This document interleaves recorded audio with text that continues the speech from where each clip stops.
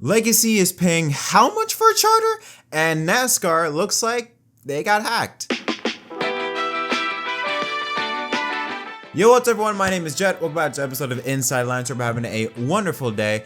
We got some good stuff to talk about. Let's first start off with NASCAR getting hacked. So this was first reported by hackread.com, and it states here that the Medusa ransomware gang has added another high-profile name to its growing list of victims. This time, it's NASCAR. On its dark web leak site, it demanding $4 million ransom and threatening to release internal data if the payment isn't made. Alongside NASCAR, the group is also claiming McFarland Commercial Insurance Services, Bridge Bank Limited, and Pulse Urgent Care as new victims. And they provided a couple screenshots claiming that they have proof that they in fact did hack NASCAR. So it says here, according to the website, they have already posted 37 document images related to NASCAR as proof. A review of one of the blurred images showing a mix of corporate branding materials, facility maps, spreadsheets with employee contact details, and what looks like internal notes and photographs. So judging by this, it's very hard to say because two of these are public knowledge. I mean, the one on the top left talking about the new logo NASCAR branding identity, that's public. You can find it on Google Images. Same thing on the bottom left, the now defunct Auto Club Speedway parking, VIP areas, that's also public knowledge. The only ones, of course, that are interesting that gives us any inside knowledge is the one on the top right showing a picture of Martinsville and a note next to it, and then on the bottom right showing all of the people that work either at NASCAR or at NASCAR owned tracks and their emails and contact information. Given NASCAR's track history and wanting to keep everything private, I would not be surprised if NASCAR would actually pay this. I mean, keep in mind, it's $4 million. NASCAR's got it. They got the money to be able to pay for this. And like I said, being with them being so secretive of everything, I'm pretty sure they don't want something, especially as confidential as this. They don't want this out in the open. Now, I'm no expert on how people deal with ransom notes or how they deal with paying it, but I do know that the longer it takes for someone to pay said ransom, the more leaks that will be coming out from this Medusa group. Tell you what, Medusa's been all over the world. She went from wrestling to monster trucks to now hacking. Fair play. Just don't look into her eyes or else you will turn into stone. So Medusa, if you want to do something real positive, give us what we want. Give us the Elliott Sadler tapes. It's kind of funny how both of Elliott Sadler's wildest wrecks, and yet there is no real footage of what exactly happened. So yeah, Medusa, you want to do some good? Release that. Ultimately, I don't know what else to really say about this. Just, I don't know if you're NASCAR, I don't know what you can do. I mean, yeah, you can go to the FBI maybe to do something out, but again, knowing how ransoms work, the longer it takes for something to happen on their end, the more information they will leak out. And again, going back to how much NASCAR wants to keep things behind closed doors, especially confidential info like that they supposedly have. They have 37 some odd documents of information.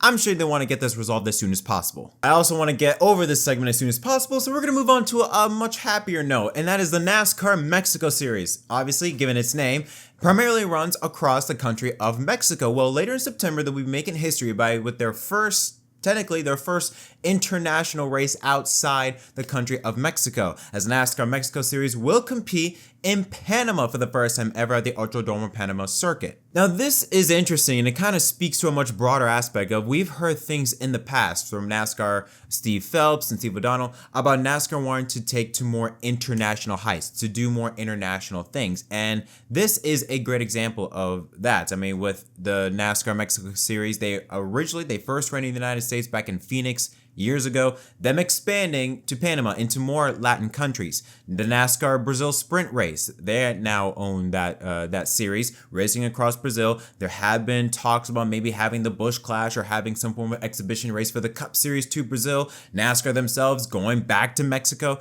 We're starting to see little bits and pieces of NASCAR trying to expand their global presence outside the United States. And even if it involves their international series like the NASCAR Mexico Series, to try and get their foot into the door, into new land, into new places. Again, I'm all for this. I love that NASCAR is trying to be more global, trying to expand their audience, not just in the United States, because I do feel like that NASCAR can have great potential outside of America. So I think this is a great thing. It's a great opportunity, especially for a place like in Panama. there's really nothing with racing that's going on. It's not a big racing country. There's not much that's happening. It's not a saturated market like maybe a Brazil that is known globally for racing. This is an opportunity for NASCAR to tap into a market that has not been really recognized in the racing world. So overall, I think this is a great opportunity. Finally, let's talk about the Legacy Motor Club Rick Ware Racing lawsuit that has been happening. So just to catch up to speed, Legacy Motor Club is filing a lawsuit against Rick Ware Racing for backing out of a supposed confirmed deal that states that Rick Ware will give a charter to Legacy Motor Club by 2026, by next year. Rick Ware Racing is saying, no, we thought it was for 27. So that's where the confusion is coming in, at least from Rick Ware and Legacy side. Well, in the latest episode of the Dale Jr. Download, it was reported that Legacy Motor Club spent $45 million for Rick Ware's charter, an insane amount of money. And in my opinion, way overpriced. Keep in mind, the value of a charter is depending on how you ran the last 3 years. If you're paying $45 million for a Rick Ware charter that has been running in the back every single year, I can't imagine what Hendrick or a Gibbs charter. I mean, that's an upwards of maybe more than 200 million, I have to say. If it's nearly 50 for a Rick Ware for a back end charter, I can only imagine what it's like for a charter for a top team in NASCAR. So that is huge. And I think it goes to show that more than likely that this is probably the case that Rick Ware is maybe in the wrong. I mean, there's still a lot to talk about with this lawsuit. Nothing is still confirmed yet. We're still trying to figure out what exactly happened, because one side is saying something, the other side is saying something completely different. So it's kind of like a he said, she said type of thing. It does speak into the value of the charters going up. Now, obviously you have to mention, okay, well, why is this $45 million for Rick Ware? But you look at something like Stewart-Haas Racing, when they sold their charters, they basically got it for chump change. And that's because there wasn't much value into it. It wasn't like there wasn't anything that came with it. It was literally just the charter. It's not like with other charters that when you sell it, other stuff comes along with this. So there is a difference there. There is more than just the charter, just the base of the charter. There are other things that can go around it that can help up the value of that charter. Let's talk about Rick Ware for a second. They got two charters at the moment. They got the 51 charter that's currently occupied by Cody Ware, but they're leasing the 15 charter over to RFK Racing with Ryan Preece in the 60 ride. Well, that's supposed to end this year, at the end of this year. What happens? Do then Rick Ware, do they get the charter back just to then sell it off again? Or does RFK then just buy that charter that they lease? If so, then if Rick Ware is supposed to then, if they are forced, if the judge grants Legacy an injunction to where Rick Ware has to sell their number 51 charter by the end of this year to Legacy Motor Club, does Rick Ware go out of business? This is very interesting to see when you look at what is at stake for Rick Ware in their future in racing. But let's also just talk about Legacy Motor Club. Why expand to a third charter? There's been a lot of changes that have been happening at Legacy. With Maury Gallagher leaving NASCAR in the latest episode of Business Sport, Jimmie Johnson was on a podcast with two people from the UK, talked about some of the inner workings of NASCAR, and mentioned how Maury Gallagher wanted to leave NASCAR, gave Jimmie Johnson majority ownership of Legacy Motor Club with a partnership with a private equity firm. There is a lot of money in that team. Jimmie Johnson said that his purchase of the team was a new watermark for the sport. So basically, he bought the team for prices that NASCAR probably has never even seen before in terms of team ownership. So there's a lot of things that are moving around.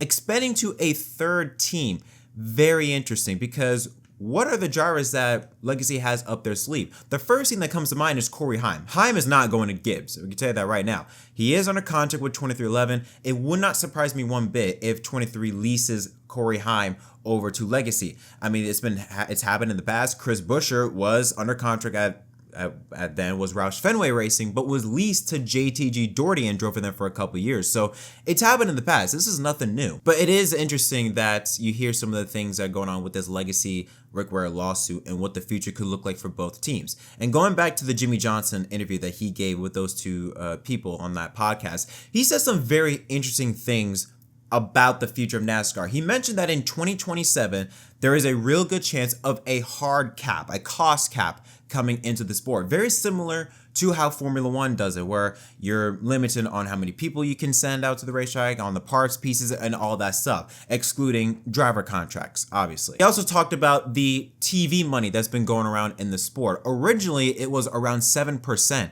that the teams would be getting. But now with this new TV deal, NASCAR teams will be getting 29% of the TV revenue. Now that's all interesting. That's all good for the teams, more money. But here's the thing. They only get US TV money. That's all the teams are getting from NASCAR. NASCAR really gets everything else, specifically global TV money. And I think that also speaks into why NASCAR wants to do more in terms of expanding their global presence. Could it be a strategical business move on NASCAR's part that, like, hey, if we can expand our global presence and we can have international TVs spend more money for us, that means that NASCAR gets to keep 100% of the profits. They don't get to split it with the teams. They don't have to split it with the teams since it's international. Only the NASCAR teams get the US TV money. So that was a very interesting little nugget that Jimmie Johnson discussed. He also mentioned on how there is a change that could be happening with NASCAR. Johnson mentioned on how the teams are at odds in terms of the governance off track. Not so much on track. The teams are at odds with NASCAR in terms of governance off track and how the funds are allocated, and how Johnson said that there was an antiquated structure in the new age of media, in the age of the sport. Basically kind of confirming on how that there's not enough transparency, that NASCAR really wants to over-arm wrestle. They want to beat down the teams to be able to really agree to whatever NASCAR says, whatever NASCAR does. They want, NASCAR to be able to have the bigger piece of the pie with everything, and how he explains on how it is an antique way of doing business. He mentioned how the NBA and the NFL had a similar situation. Formula One had a similar situation, and now NASCAR, it looks like, according to Jimmie, that it is NASCAR's turn to kind of become a league. He said he believes that in a few years, NASCAR will be kind of forced to kind of have to become a league like the NBA, like the NFL, like Formula One, where everything is all but 50-50 regarding the organization and the teams. And that is speaking with this lawsuit. Whatever happens with this lawsuit will have major ramifications. If the teams do win, 2311 and Front Row I'm talking about, if they do win, that may be the beginning of the end of how NASCAR used to be run, as a very private organization, whereas the France family, they keep everything. And it may start a new era of NASCAR where really how it's NASCAR along the same level with the teams. Very interesting stuff. A lot of things happening going around in terms of NASCAR itself, NASCAR and teams, the future of NASCAR, a lot of interesting stuff to talk about. But that is it. What are your thoughts? Let me know in the comment section down below. As always, don't forget to leave a like and subscribe for more content. Until next time, I'm Jet from MDK. Thanks for watching.